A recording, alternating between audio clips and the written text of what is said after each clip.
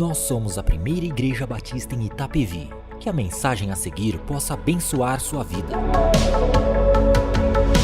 Ter aí um desafio que é de trazer para vocês uma mensagem que tem por tema a minha responsabilidade na vida coletiva da igreja.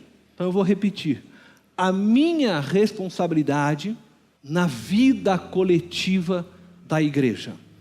E eu espero que no final dessa mensagem, cada um daqui possa sair ciente da sua responsabilidade. O texto dessa mensagem se encontra em Mateus, capítulo 25, verso 14 ao verso 30. Mateus, capítulo 25, verso 14 ao verso 30. O texto se refere à parábola dos talentos. Diz assim: e também será como um homem, ao sair de viagem, chamou seus servos e confiou-lhes os seus bens. A um deu 5 talentos, a outro 2, a outro 1, a cada um de acordo com a sua capacidade. Em seguida, partiu de viagem. O que havia recebido 5 talentos, saiu imediatamente, aplicou-os e ganhou mais 5. Também o que tinha 2 talentos, ganhou mais 2. Mas o que tinha recebido 1 talento, saiu, cavou um buraco no chão e escondeu o dinheiro do seu senhor. Depois de muito tempo, o senhor daqueles servos voltou e acertou contas com eles. O que tinha recebido 5 talentos, trouxe os outros 5 e disse: o senhor me confiou 5 talentos. Veja, eu ganhei mais 5. E o senhor respondeu: muito bem, servo bom e fiel. Você foi fiel no pouco, e eu porei sobre o muito. Venha e participe da alegria do seu senhor. Veio também o que tinha recebido 2 talentos e disse: o senhor me confiou 2 talentos. Veja, eu ganhei mais 2. E o senhor respondeu: muito bem, servo bom e fiel. Você foi fiel no pouco, e eu porei sobre o muito. Venha e participe da alegria do seu senhor. Por fim, veio o que tinha recebido 1 talento e disse: eu sabia que o senhor é um homem severo, que colhe onde não plantou e junta onde não semeou. Por isso tive medo, saí e escondi o seu talento no chão. Veja, aqui está o que lhe pertence. E o senhor respondeu: servo mau e negligente. Você sabia que eu colho onde não plantei e junto onde não semeei? Então você devia ter confiado meu dinheiro aos banqueiros, para que quando eu voltasse, o recebesse de volta com juros. Tirem o talento dele e entreguem-no ao que tem 10, pois a quem tem, mais será dado e terá em grande quantidade. Mas a quem não tem, até o que tem lhe será tirado. E lancem fora o servo inútil nas trevas, onde haverá choro e ranger de dente. Amém? Irmão, no texto que lemos, nessa parábola do talento, talento, aqui não é alguém que está devagar. Talento se refere a uma quantia de dinheiro. Um talento equivalia, segundo alguns estudiosos, 35 quilos de prata. Alguns dizem 32,5 kg. Mas isso representaria para nós em reais hoje algo aproximado a 60 mil reais. Um talento então seriam 60 mil reais. Bom, diante disso você já pode perceber que o senhor dessa história, o dono dessa fazenda ou desta empresa, era alguém muito rico, era uma pessoa rica. Apesar do talento mencionado no texto se tratar de dinheiro, nós podemos, sem dúvida alguma e com tranquilidade, interpretar que talento também pode significar dons e habilidades. E podemos dizer isso porque Jesus, quando está contando esta parábola, ele está se colocando como o Senhor, como este empresário, como este fazendeiro, aquele que deu os talentos. E nós sabemos pela Bíblia que Jesus nos deu talentos. Basta você ler em Efésios capítulo 4 e diz que ele distribuiu aos homens dons. Então nós podemos e nós vamos olhar para esse texto pensando em dons financeiros, pensando em habilidades e dons espirituais. Eu quero que você tenha isso em sua mente. E eu vou tentar tirar então alguns ensinamentos a partir dessa parábola que Jesus está nos contando. Eu vou começar pelo verso 14. Nós vamos lendo o verso, nós conversamos um pouco e vamos fazendo essa homilia. E também será como um homem que ao sair de viagem chamou seus servos e confiou-lhes os seus bens. O proprietário de uma empresa, segundo a parábola, foi viajar e confiou seus bens nas mãos de 3 homens, 3 empregados, 3 servos, 3 funcionários. E estes assumiram a responsabilidade então de administrar os bens de seu senhor. Da mesma forma que o proprietário, Jesus, viajou para as regiões celestiais e nos confiou os seus bens, nos confiou as vidas deste mundo pelas quais ele numa cruz morreu. E ele confiou a nós os seus dons, a sua sabedoria, os seus ensinos, para que nós pudéssemos ir e fazer a sua obra. Jesus deixou para nós, seus discípulos, nós, a sua igreja, a tarefa então de administrar os seus bens.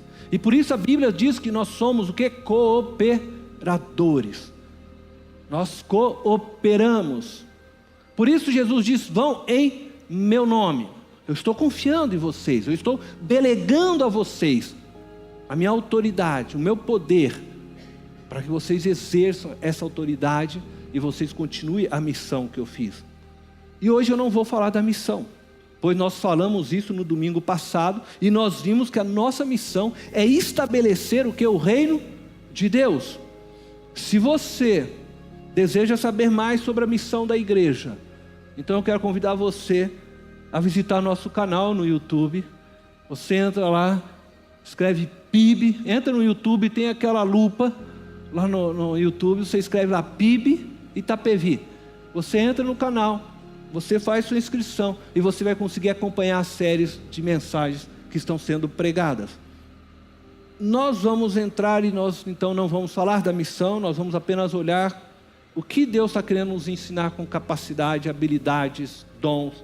E aí eu quero convidar você agora ao verso 15, diz assim: Deus nos dá talentos, conforme a nossa capacidade. A um deu 5 talentos, a outro deu 2 talentos, o outro lhe deu 1 talento, e diz que ele deu conforme a capacidade de cada um. E em seguida partiu de viagem. O que é capacidade? Deus nos dá conforme a nossa capacidade. Ele confia uma tarefa a cada um, dá habilidades, dons, dá dinheiro conforme a nossa capacidade. Ser capaz significa que você possui um conhecimento, você possui uma habilidade para exercer determinadas tarefas. Mas como que uma capacidade é construída em nossas vidas? Nossa capacidade, ela vai sendo construída ao longo dos anos por meio de diversos fatores, diversas formas de aprendizado. Então preste atenção. Primeiro é familiar. Nós aprendemos através da família. Nós adquirimos conceitos por meio da nossa família, conceitos morais, que começam a determinar nosso ser, a nossa personalidade. Depois nós adquirimos aprendizado através da escola, um aprendizado acadêmico, conhecimentos científicos, que vão se unindo a esses conceitos morais, que vão nos ajudando a construir o nosso saber. Então você aprende da escola, você aprende da família, isso vai se juntando num quebra-cabeça dentro do seu ser, que vai ajudando a formar você. Mas você também depois aprende conceitos profissionais. Você adquire conhecimento profissional de uma determinada área.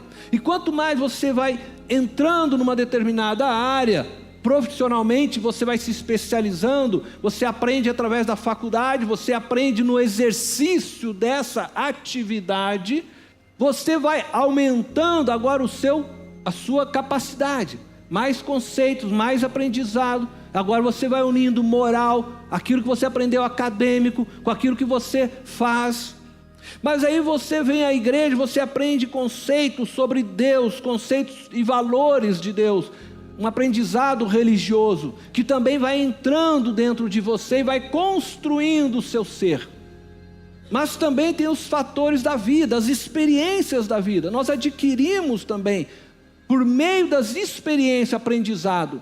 Você vai adquirindo resiliência, confiança, ou também insegurança, medo e outras coisas tantas, pelas experiências que a vida te dá. Esse pacote de aprendizados que você vive, tanto família, escola, profissional, religioso e as experiências da vida, formam em você e te ajudam a possuir uma capacidade. O que determina se uma experiência na vida pode ser positiva ou negativa e que vai contribuir para a melhor capacidade sua, não é a experiência em si.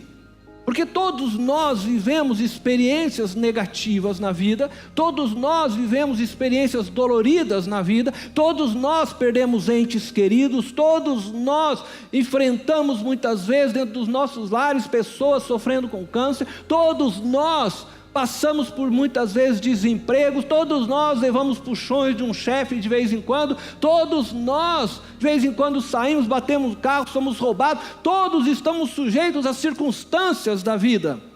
Mas o que vai determinar se essa experiência vai contribuir e ser melhor para a minha capacidade é a forma como eu lido com esta experiência.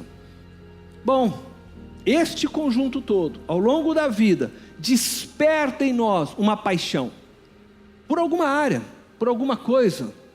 Pode perceber que algumas pessoas, quando se deparam com determinadas dificuldades, elas percebem que, puxa, eu posso ajudar outros a fazer isso. E às vezes alguém que venceu, por exemplo, um câncer, ela começa a trabalhar fervorosamente para ajudar outros que estão vivendo a experiência.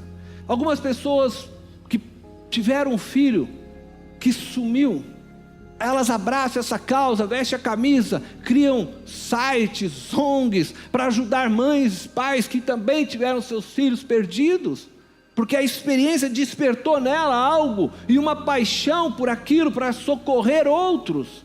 Então Deus olha para nós, e você tem uma história, eu tenho uma história de vida, essa história faz parte de um pacote, do qual Deus vai chegar e vai olhar e vai dizer: eu vou te dar esse dom, eu vou confiar a você esse talento, porque você tem potencial para isso. A vida lhe construiu e fez com que você pudesse ser um ótimo mestre, ou a vida lhe construiu e fez com que você pudesse ser um ótimo pintor, e você pode ter o dom de ir pintar a casa de alguém e fazer alguém feliz. A vida lhe construiu para que você fosse um professor, um advogado, um médico, um engenheiro, não importa, mas Deus vai dar a você dons sobre isto que você possui de capacidade, sobre aquilo que você ama. Deus não vai dar dom para uma pessoa trabalhar com a terceira idade, quando ela tem ódio, raiva de velhos. Deus não vai colocar alguém, vai dar um dom para uma pessoa trabalhar com criança, ela não suporta sequer ver uma criança. Deus vai dar habilidade, capacidade, dons, talento, condições e bens para que uma pessoa desenvolva aquilo que está no seu coração e tem paixão. Então nós temos que olhar e entender nossa história, olhar para dentro de nós, percebermos qual é a nossa paixão, como nós podemos dessa forma servir e usar as habilidades e os dons que Deus nos deu. Não adianta, eu já disse várias vezes, não adianta eu catar um microfone aqui e tentar cantar, por mais que eu ache bonito, porque eu não tenho dom para isso, eu não tenho habilidade para isso.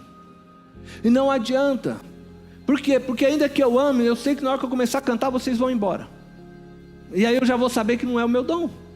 Não adianta eu falar, não, eu vou ser professor da escola bíblica dominical, e eu dou aula, e todo dia eu estou vendo gente sumindo. Não é o meu dom. Porque quando eu tenho dom, as pessoas vêm, elas querem ouvir mais, elas sentem, puxa, tem algo de bom nisso, eu quero ouvir. Mas quando nós vamos forçando a barra, as pessoas também vão se espalhando, que elas falam, não dá. E às vezes a gente não percebe. E aí nós precisamos descobrir, puxa, mas olha, quando eu cozinho, todo mundo quer sentar e comer. Esse é meu dom. As pessoas vêm, querem mais. Quando eu faço tal coisa, isso funciona. Eu vejo que as pessoas vêm e falam, aquilo foi muito bom para mim. Foi tão bom quando você sentou e simplesmente me abraçou. Meu dom é esse, eu vou abraçar todo mundo. E as pessoas vão sentir bem. Nós precisamos entender isso. E Deus então vai nos dando cada vez mais. E quando você então faz isso, você é abençoado e os outros são abençoados. Verso 16, 17 diz assim: o que havia recebido 5 talentos, saiu imediatamente, aplicou-os e ganhou mais 5. Também os que tinham 2 talentos, ganhou mais 2. Olha, o que eu aprendo? Eu aprendo que os talentos ou habilidades, como eu disse, dons, podem e devem ser multiplicados. Deus espera isso. O texto diz que o homem recebeu 5, ganhou mais 5. Outro recebeu 2, ganhou mais 2. E isso alegrou o coração do proprietário, isso alegrou o coração do Senhor. No acerto de contas, o Senhor os honrou, os chamou de servos bons, fiéis, porque eles usaram aquilo que Deus tinha dado. Quando nós compreendemos o que Deus nos deu e nós usamos isso, eu coloco à disposição de outros, eu acabo então multiplicando aquilo que Deus me deu, porque eu estou entregando a outros. Outros recebem disso, outros crescem. Dessa forma, o meu investimento tem retorno. É isso que Deus espera de nós, que a gente saia e vamos investindo nas vidas. E às vezes preciso também investir em mim, no sentido de melhorar ainda mais aquilo. Porque se eu já percebi que Deus quer me usar, seja na pregação, eu preciso cada vez estudar e quero aprender mais. E é minha responsabilidade, Deus espera que eu faça, para que eu possa fazê-lo cada vez melhor, para a honra e glória dEle. E Ele vai me ajudando. Então, dessa forma, eu estou honrando o meu Deus. Eu sempre falo que nessa vida, no fim de tudo, a única coisa que eu espero é chegar lá no céu, Jesus abrir um sorriso e falar: servo bom e fiel. Porque se eu chegar lá e eu não ouvir isso, nada valeu a pena. Nada valeu a pena. Se você chegar lá e Deus disser: servo mau, inútil, acabou. Então, queridos, nós temos uma responsabilidade em nossas mãos. E Ele espera que a gente vá e distribua aquilo que Ele nos deu. De graça nos foi dado e de graça nós devemos dar. Você não pode reter o que Deus tem colocado na sua vida. E ainda que seja bens financeiros, como aqui diz a parábola, talentos. Porque o que Deus nos dá é para nós repartirmos com seriedade, repartirmos com fidelidade. No verso 20 e 21 diz assim: o que tinha recebido 5 talentos, trouxe os outros 5, e o Senhor me confiou. Desculpa, eu pulei. O que tinha recebido 5 talentos, trouxe os outros 5 e disse: o Senhor me confiou 5 talentos. Veja, eu ganhei mais 5. E o segundo diz: o Senhor respondeu: muito bem, servo bom e fiel. Você foi fiel no pouco, e eu porei sobre o muito. Vem e participe da alegria do seu Senhor. O que nós aprendemos com isso? O texto está nos ensinando que a fé, ela deve ser vivida de modo coletivo. É minha responsabilidade o desenvolvimento e crescimento do meu irmão. Eu não vivo uma fé autônoma. Eu não posso viver uma fé para mim. Todo aquele que é chamado por Cristo e se torna parte da sua igreja, do seu reino, ele faz parte de uma família, a família de Deus. E não pode mais viver na individualidade, Porque agora nós somos chamados a uma unidade, mas é uma unidade existente na coletividade. É uma unidade que se faz a partir de vários membros, de várias pessoas. Nós somos chamados para esta vida coletiva, e o que Jesus está dizendo é que Ele espera que você agora coloque o seu dom a serviço dessa coletividade.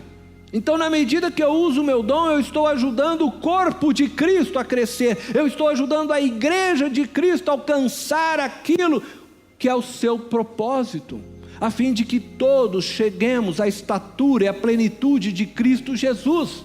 Então eu tenho que usar o meu dom, seja no ensino, na pregação, para que todos cresçam. Se o meu dom é na mídia, eu vou usar a mídia de forma que toda a coletividade seja abençoada e possa desenvolver através disso. Seja às vezes não colocar aqui de uma transparência, eu não estou falando isso porque hoje está sendo, o que eu quero apenas mostrar é que isso é importante, e às vezes a gente acha que não, né, que é só o pastor pregar, está tudo resolvido, mas se você prega e coisas por trás e em volta não funcionam direito, muitas vezes o trabalho se vai. Nós trabalhamos e todos cooperam, todos são importantes. As pessoas que estão no microfone, se eu falar aqui e desligar lá o microfone, vocês vão ficar sem ouvir, porque nós somos um corpo, todos estão trabalhando. Pessoas que vêm, que cuidam da limpeza, para que você chegue aqui e você senta. Pessoas que estão às vezes ordenando carros, cuidando no estacionamento, para que você entre e você se sinta seguro. Tudo coopera para a coletividade. Então você precisa entender que tudo que Deus confia a você é para a coletividade, não é para você. Às vezes nós achamos que é para nós. É por isso que Jesus nos ensina a orar o pão nosso. O pão não é seu, querido. O pão é nosso. O pão que você ganha, ele é nosso, ele é meu também. Ele é nosso. Existe uma parte de mim sim para desfrutar disso, e Deus sabe, mas eu preciso me enxergar nessa coletividade, eu preciso me enxergar no corpo, e Deus espera então que eu distribua, e é assim que a gente vai multiplicando isso. Então eu vou dizer uma coisa muito séria, e eu vou dizer devagar para que você possa prestar atenção. Eu e você somos responsáveis pela ausência muitas vezes de cuidado médicos daqueles que estão próximos de nós. Entendeu o que eu disse? Eu e você, nós somos responsáveis muitas vezes pela ausência de alimento na mesa daqueles que estão próximos de nós. Eu e você somos responsáveis pela ausência de educação daqueles que estão próximos de nós. Você está entendendo? Porque nós somos coletivo, não somos indivíduos que vivem sozinhos, isolados. Isso não existe para Deus, não existe fé autônoma. Deus chama para viver uma fé onde você é membro de um corpo, e você, braço direito, não pode simplesmente se silenciar quando o braço esquerdo está machucado. Você precisa ir lá e ajudar o braço esquerdo a carregar o peso. Família de Deus, infelizmente, na medida que pessoas recebem mais poder, mais se corrompem. E a gente vê isso na nossa sociedade aí fora. Quando deveriam usar o poder que lhes foi dado para servir e ajudar e socorrer pessoas, eles roubam o dinheiro, e as pessoas morrem por falta de remédio, pessoas morrem por falta de cuidado. Mas isso não pode acontecer neste lugar, porque nós precisamos entender que nós somos de uma fé coletiva. A dor do irmão é minha dor, a alegria e a vitória do irmão é minha alegria. E é interessante que às vezes os irmãos, em vez de se alegrar com aqueles que se alegram, ele tem inveja. Aí olha para Deus e fala assim: por que o Senhor não ouviu minha oração, só dele? Em vez de se alegrar, o irmão foi abençoado. Verso 30, é pesado. Ouvir de Cristo, servo inútil, é pesado. Como eu disse, nós não podemos chegar no céu para ouvir isso. Nós precisamos sermos servos bons e fiéis. Nós precisamos fazer o que Cristo espera de nós. E é interessante, eu vou dizer isso para concluir, Deus, presta atenção, nos descobrirá. Entendeu o que eu disse? Deus nos descobrirá quando formos prestar conta. E eu disse com bastante cuidado, porque Deus não está nos chamando para cobrar. Porque muitas pessoas vivem com medo de Deus, porque olha para Deus como alguém que está querendo simplesmente cobrar. Eu quero cobrar tudo de você. Eu vou cobrar o que você falou lá para o irmão, para a irmã, vou cobrar. E parece que Deus está lá no céu com uma ira tremenda querendo nos cobrar, né? Com um raio, se possível, na mão, né? Como aquelas figuras que a gente tem de Zeus, né? Com um raio, vou lançar agora sobre... Não, o texto não diz que o servo veio cobrar. Ele veio apenas ouvir. Ele queria saber que eles prestassem a eles conta, prestassem para ele conta.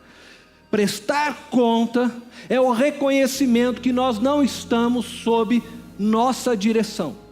Prestar conta é o reconhecimento que nós possuímos um dono. O dono saiu, viajou, mas nos deixou a responsabilidade, mas ele continua sendo o dono, o mesmo dono. E esse dono volta, e quando ele volta, não é uma cobrança que ele espera, vem aqui que eu quero te cobrar, não, ele espera que a gente como servo vá e preste contas. E é isso que diz o texto, os servos foram prestar contas. Vivemos sob essa pressão religiosa que nos impõe um sentimento de culpa. Vivemos assim porque sempre achamos que Deus irá nos cobrar de tudo o que fazemos. Falamos, pensamos como se Deus estivesse buscando em nós algo para nos recriminar. E nos esquecemos que esse Deus deu a vida por nós, que Ele nos ama. E é verdade que a Bíblia ensina que prestaremos conta. Você vai ficar frente a frente, vai prestar conta. Mas isso não é ser cobrado, não nessa perspectiva que se passa. Essa é a atitude que nós precisamos ter, de prestar conta àquele que nos deu vida. Em nossa prestação de contas, nossas palavras, nossas intenções, ações serão pesadas. E nesse dia nós seremos então descobertos. Olha que coisa. Descobertos por Deus, porque Deus vai nos fazer saber quem realmente somos. Quando eu leio esse versículo 30, eu me assusto. Lancem fora o servo inútil nas trevas, onde haverá choro e ranger de dentes. Aquele que não usou o talento, ele foi jogado nas trevas. Isso significa que foi lançado fora da presença de Deus, mandado para o inferno. É isso que a Bíblia fala de viver nas trevas. Quem é o Senhor das trevas? Satanás. A sua casa, a sua habitação. Deus é luz e não há trevas em Deus. Portanto, este homem não teve salvação, não recebeu de Deus vida eterna. Sua existência foi inútil. E você então deve estar agora se perguntando: pastor, então nós podemos perder a salvação? Não, não podemos perder a salvação. E não é disso que o texto está tratando. O texto não está tratando disso, mas está nos mostrando que aquele que não usa os dons e habilidades que lhes foram dadas por Deus para servir ao próximo, e desta forma implantar o reino de Deus, o reino de Cristo Jesus. Quem não vive esta fé coletiva não pertence a este reino. Você é descoberto. Você pode dizer: Senhor, Senhor, Senhor. Ah, mas eu fiz isso em teu nome, eu expulsei demônios em teu nome, eu profetizei em teu nome, eu falei. Mas aquele que não vive a vontade de Deus não pertence a Deus. Mateus capítulo 7. Aquele que tem uma fé autônoma, isto é, individualista, que não compartilha dos recursos que Deus lhe concedeu, sejam eles financeiros, habilidades, dom, não pertence ao reino de Deus. A fé cristã, como eu disse, é coletiva, nos convoca para uma vida coletiva.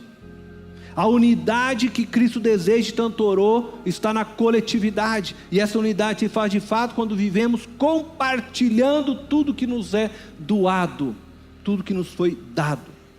Quem não se vê sendo um com os demais irmãos, quem não entende o braço, quem não estende o seu braço para abraçar o outro, não entendeu o que é ser cristão. Quem não se compadece chora com a dor do vizinho, do irmão, da família, não está integrado à vida do Espírito, não está vivendo sob essa direção do Espírito. Uma fé centrada em si mesmo pode ser um forte indício de que você não nasceu de novo. Entendeu? Uma fé centrada em si mesmo pode ser um forte indício de que você não nasceu de novo. A comunidade de Jesus, ela é um movimento na contramão do individualismo, dessa fé autônoma. Somos chamados para suprir a carência daqueles que estão ao nosso alcance. Somos chamados para uma fé viva e não morta, uma fé que produz obras. Eu quero concluir com uma postagem que eu pus no Face. Eu fiz uma paráfrase de umas palavras de Richard Foster. Eu vou concluir com isso. Há uma diferença entre escolher servir e reconhecer-se como servo. Quando eu escolho servir, eu me mantenho na direção. Escolho quem eu vou servir. Escolho quando eu vou servir. Mas quando eu me reconheço como servo, me vejo como servo, eu entrego a Jesus a direção e vivo sob essa nova direção. Abro mão total de todos meus direitos. Estou então pronto a servir a qualquer um, em qualquer tempo. Assumo a minha responsabilidade na vida coletiva da igreja. Coloco meus dons, habilidades e finanças a serviço do bem comum de todos. Amém? Vamos orar. Deus amado e eterno, eu quero te agradecer por este tempo na tua casa. Eu oro, Deus, para que o Senhor possa abençoar a tua igreja, que estas palavras, elas possam ser gravadas nesses corações pelo teu Espírito. Que nós, a tua igreja, e eu me coloco junto nisso, que nós possamos assumir a responsabilidade uns dos outros, sermos parceiros nessa caminhada de fé, colaboradores para o bem comum de todos, que nós tenhamos um coração igual ao teu. Essa é a minha oração, Deus, em nome de Jesus, amém. Esta foi mais uma mensagem especial da Primeira Igreja Batista em Itapevi. Que Deus te abençoe.